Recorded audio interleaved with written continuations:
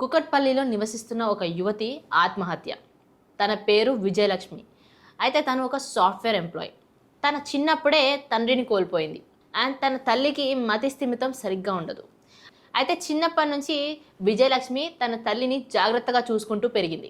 అయితే ఎంతమంది పెళ్లి సంబంధాలకు వచ్చినా విజయలక్ష్మి పెట్టిన ఒక్క కండిషన్కి వాళ్ళు ఒప్పుకోలేకపోయారు. అదేంటంటే తన తల్లిని తనతో పాటు తీసుకువస్తాను అని చెప్పడం వాళ్ళకి నచ్చక వాళ్ళు పెళ్లి సంబంధాలకి ఓకే చెప్పలేదు.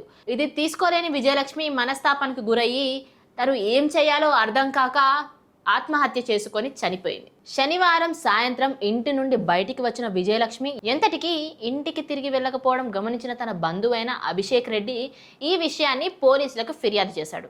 అయితే ఆ ఫిర్యాదును తీసుకున్న పోలీసులు గాలించడం స్టార్ట్ చేశారు. శనివారం రోజు నుంచి కనపడని విజయలక్ష్మి ఈ రోజు హుస్సేన్ సాగర్లో శవమై కనిపించింది పోలీసులకు. ఈ విషయం తెలుసుకున్న బంధువులు, కుటుంబ సభ్యులు దిగ్భ్రాంతి చెందుతున్నారు. అండ్ వాళ్ళు ఇంత చిన్న వయసులోనే ఆ అమ్మాయికి ఇలా జరగడం చాలా బాధాకరంగా ఉంది అంటూ చెప్పుకొచ్చారు.